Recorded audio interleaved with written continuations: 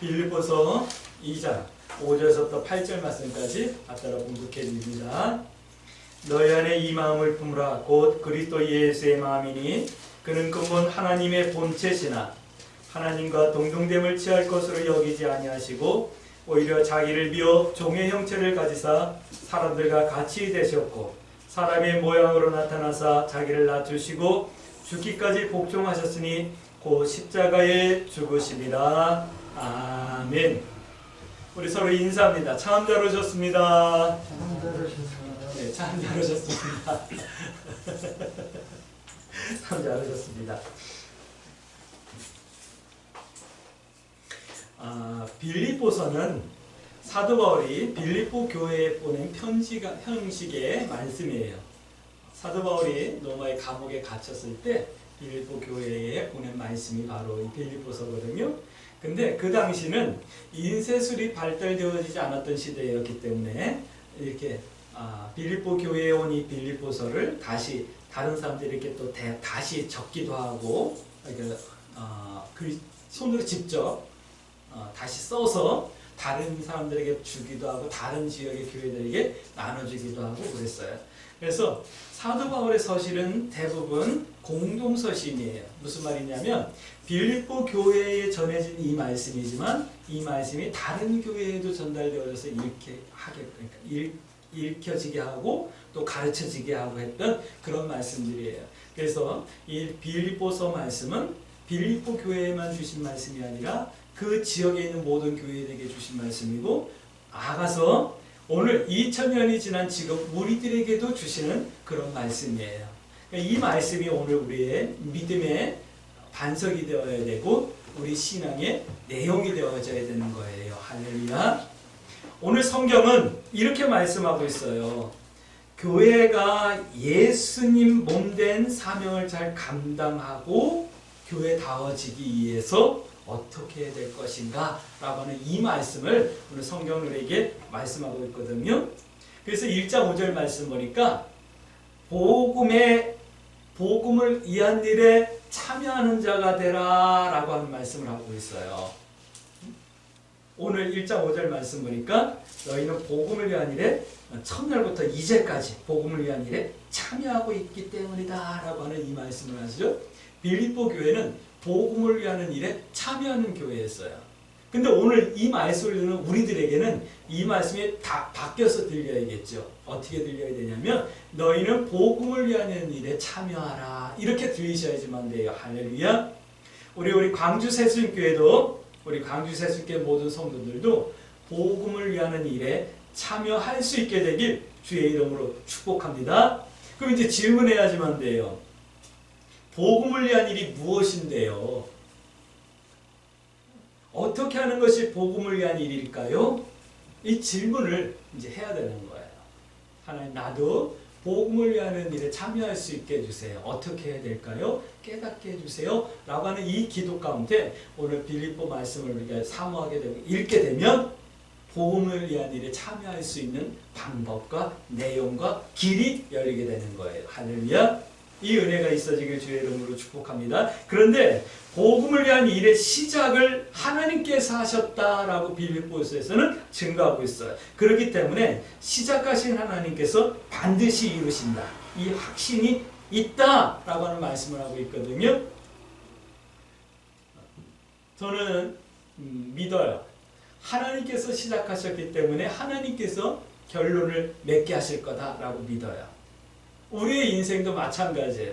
하나님께서 나를 이 땅에 태어나게 하셨고 나를 성도로 부르셨으니까 하나님께서 결론까지 책임지신다 저는 믿어요. 할렐루야.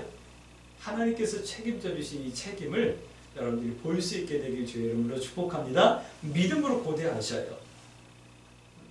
사도 바울의 감세의 이유가 그거였어요. 그리고 이를 위해서 기도한다, 간구한다 라고 말씀하는 거예요. 오늘 우리들도 사도 바울과 같은 그런 기도의 내용들이 있어야 돼요. 하나님께서 이 교회를 하나님의 방법으로 시작하셨으니 하나님께서 이 교회를 통해서 하나님의 뜻을 이루실 줄 믿어요. 하나님께서 나를 부르셨으니 하나님께서 하나님의 뜻을 이루실 줄 믿어요. 이 기도 가운데 내가 감사하며 살아갈 수 있는 은혜를 베풀어 주세요라고 함께 기도할 수 있게 되길 주의 이름으로 축복합니다. 이 말씀을 반대로 보면 이런 거예요. 복음을 위한 일은 복음을 위한 일이지만 어렵고 힘들다. 이 말씀을 하는 거예요. 하나님께서 시작하셨지만 그것 때문에 나는 기도할 수밖에 없고 간구할 수밖에 없다라고 하는 이 말 뒤편에는 하나님의 뜻이지만 복음을 위한 일이지만 어렵고 힘들다라고 하는 것이 표현되어 있는 거예요. 그래서 하나님께서 시작하고 하나님께서 이루실 것을 믿음으로 감사한다 이 말씀을 하는 거예요. 하나님께서 이 교회를 시작하셨지만 하나님께서 책임지시지만 이곳에서 우리가 하나님의 뜻을 이뤄나가기 위해서는 어려움과 힘듦과 난관이 있다라고 하는 거예요. 하나님께서 내 인생을 이끌어 주시지만 내 인생에 어려움과 힘듦이 있다. 그렇지만 나는 그것 때문에 기도하고 그것 때문에 하나님 앞에 감사할 거다라고 하는 거예요. 내가 믿고 교회를 다니기 때문에 내 인생이 그냥 지금부터 꽃길만 걸어가는 것이 아니라는 거예요. 그러면 얼마나 좋겠어요. 때로는 물도 만나고 때로는 언덕도 만나고 때로는 더위 때문에 때로는 추위 때문에 힘든 거예요. 그러나 나는 가는 거예요. 왜요? 내가 하나님의 인도를 받고 있으면 믿기 때문에요. 할렐루야. 이 믿음이 있어야 된다. 이 말씀을 하는 거예요. 축복합니다. 주님을 닮아가는 성도의 삶이 힘들고 어렵다 합니다. 성도답게 살아가는 것이 쉽지 않답니다. 그러나 하나님께서 이루실 것을 믿고 우리는 감사 가운데 기도하며 이 길을 묵묵히 걸어낼 수 있는 그런 데가 있어지길 주의 이름으로 축복합니다. 그래서 1장 9절부터 11절 말씀 보니까 기도하라 라고 말씀하는 거예요. 이것을 위해서 기도하랍니다. 무엇을 위해서 기도하냐면 더 잘하기 위해서 기도해야 한다라는 말씀을 하는 거예요. 복음을 위한 일에 참여해야 되는데 그 일을 위해서 기도해야 되는데 더 잘하기 위해서 기도하라 이 말씀을 하는 거예요. 덜 잘한다라는 것은 이런 거예요. 우리가 기도해야 될 내용이에요. 선한 것을 분별하는 것. 이거 더 잘해야 돼요. 할렐루야. 두 번째는 이런 거예요. 진실하여 허물이 없는 것. 이런 삶을 살기 위해서 기도해야 되는 거예요. 의의 열매가 가득하여 하나님의 영광과 찬송이 되기 위하여 기도해야 될 것을 말씀하고 있는 거예요. 그러니까 복음을 위한 일에 참여하는 삶이란 바로 이런 거예요. 선한 것을 분별하는 삶, 진실하여 허물이 없는 삶, 의의 열매가 가득하여 하나님께 영광이 되는 찬송이 되는 이런 삶을 사는 것이 복음을 위한 일에 참여하는 거예요. 예배 전에 우리 성사님하고도 잠깐 얘기를 했어요. 우리가 이렇게 사역을 하든 삶을 살든 지나간 자리가 깨끗해야 되는데 지나간 자리가 부끄럽지 않아야 되는데 참 한국교회 목회자들은 지나간 자리가 부끄러운 사람들이 참 많았다. 이 죄를 우리가 감당해야 되지 않겠나 싶다. 이런 말씀을 하시더라고요. 맞아요.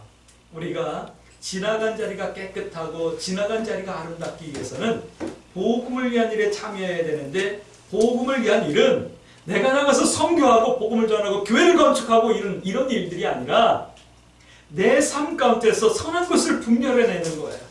그리고 선한 것을 선택해내는 거예요. 진실하여 허물이 없는 삶을 살아가는 거예요. 내가 앉았든 내가 지나갔든 내 삶의 자리가 늘 진실하고 허물이 없어야 되는 거예요. 그리고 나를 통해서 의의 열매가 가득해서 하나님께서 영광 받으실 만한 그런 삶을 살아내는 것, 이것이 복음을 위한 거예요. 이것이 하나님께 영광과 찬송이 되는 삶이다라고 오늘 성경은 말씀하고 있는 거예요. 우리 광주 새순교회 성도 여러분, 광주 새순교회가 상가 한 켠에 이렇게 있어서 부끄럽습니까? 광주 새순교회가 많은 성도들이 모이지 않아서 때로는 부끄럽습니까? 그것이 부끄러운 것이 아니에요. 내가 선한 것을 분별하지 못한 것이 부끄러운 거예요.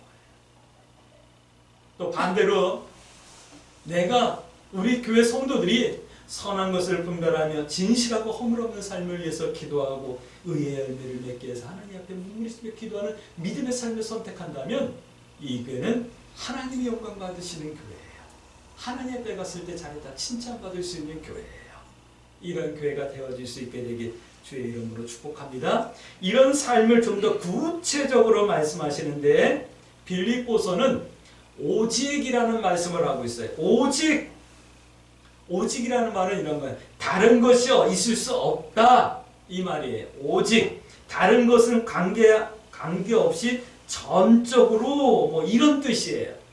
오직 복음을 위한 일이란 이런 것이래요. 주님을 닮는 성도의 삶이란 이런 것이래요. 그게 뭐냐면 다시요. 성도인 나를 위한 하나님의 꿈과 기대가 이런 것이다 말씀하고 있거든요. 그것이 뭐냐면 첫째는 이거예요. 첫째 1장 27절 말씀 보니까 예수 그리스도의 복음에 합당하게 생활하라 라고 하는 말씀을 하고 있어요. 오직 생활이란 일상을 말하는 거예요. 일상.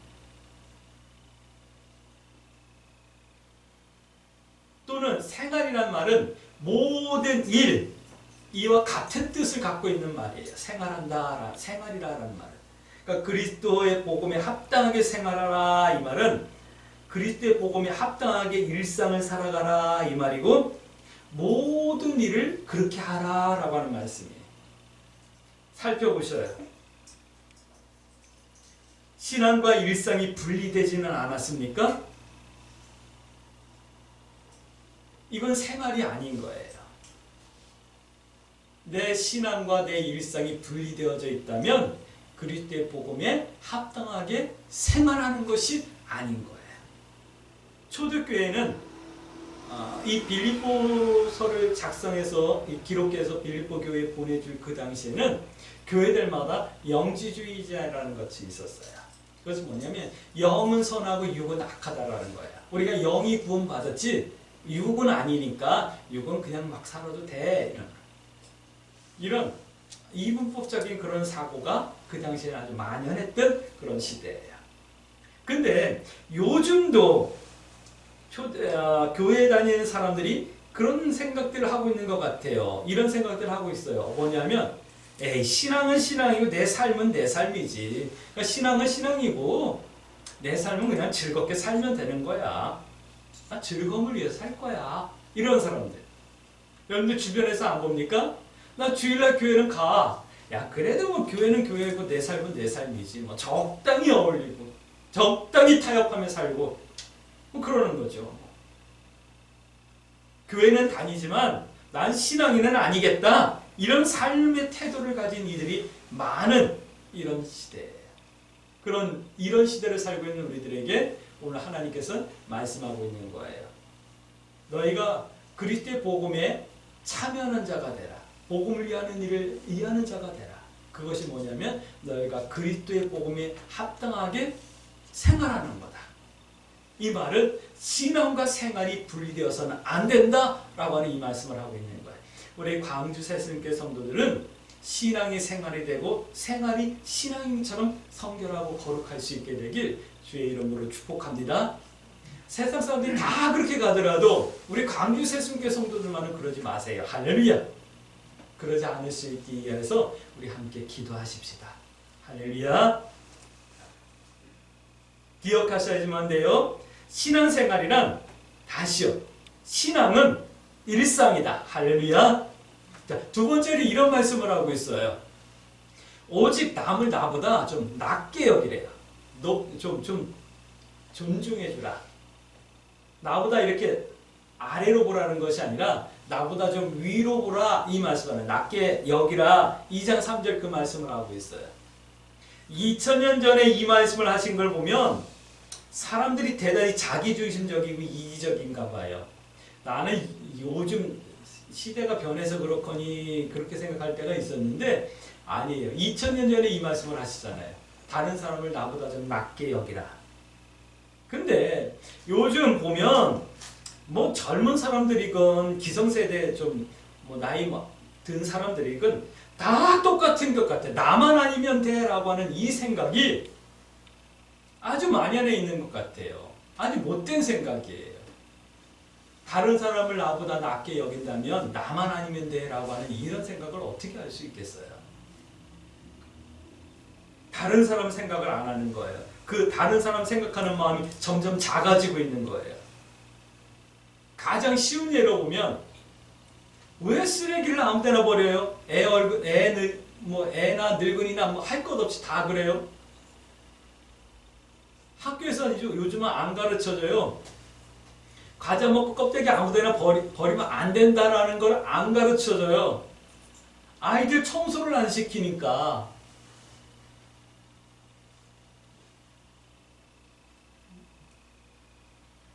지하철에서 큰 소리로 전화통화 계속해서 짜증나고 현기증이 나가지고 한마디 했었다라고 우리 성기사님 언젠가 한번 그런 말씀 하시더라고요. 다른 사람이 뭐 어떻게 됐든 말든 생각도 안 하는 거예요. 교회 다니는 사람은 담배 피면 안 돼요. 담배 피지 마세요. 그 건강적으로도 안 좋고 하나님 뜻에도 맞지 않고요. 제일 보기 싫은 게 뭐냐면 담배 피고 그 꽁초를 왜 물 내려가는 그 구멍에다 다 버리냐고요. 지난 여름에 강남에 물난리 난 게요. 물론 배수구 역할을 잘 못해서 그랬다. 뭐 그럴 수도 있지만 기본적으로 하수구들이 다 막혀있기 때문에 입구가 다 막혀있기 때문에 그런 거예요. 비가 오면 물이 내려가잖아요. 그 쓰레기가 그 물 내려가는 데 다 모여서 그걸 막으니까 물이 못 내려가가지고 기본적으로 그렇게 된 거예요. 그러니까 어떤 지역에서는 그 우산을 쓰고 비를 맞으면서 그거 쓰레기를 치워가지고 물이 15분 만에 물이 다 빠져가지고 침수를 면했다라고 하는 뉴스도 나왔잖아요. 이 길거리 가면서 보면은 짜증이 나 죽겠어요. 내가 짜증이 나요. 근데 한마디 못하겠어요. 무서워서. 네가 뭔데 이 새끼야 그러면 내가 기가 죽잖아요. 그럴까 말도 못하겠어요. 정말 안타까운 일이 있었죠. 윤석열 대통령이 유엔에 가가지고 뭔가 얘기를 하고 나오다가 혼잣말로 떠드는 소리가 MBC 방송 카메라에 잡혀가지고 자막이 떴었죠. 뭐 직접 말을 했는지 안 했는지 모르겠어요. 뭐 뭔가 말을 했기 때문에 뭐 자막이 떴겠죠. 근데 말을 했다 안 했다 이게 중요한 것이 아니라 국익을 이해하느냐 안 하느냐 그게 중요한 거예요. 얼마나 화가 나는지 몰라요. 그거 우리나라 카메라를 잡고 자막 안 띄우면 다른 나라 사람은 그거 이해할 사람 1도 없어요. 70억 중에 한 명도 없단 말이에요. 그거 이해할 수 있는 사람. 왜요? 나도 이해를 못 하거든요. 자막이 없으면 들리지가 않거든요. 근데 그걸 기꺼이 드러내가지고 그게 누구를 위한 거예요?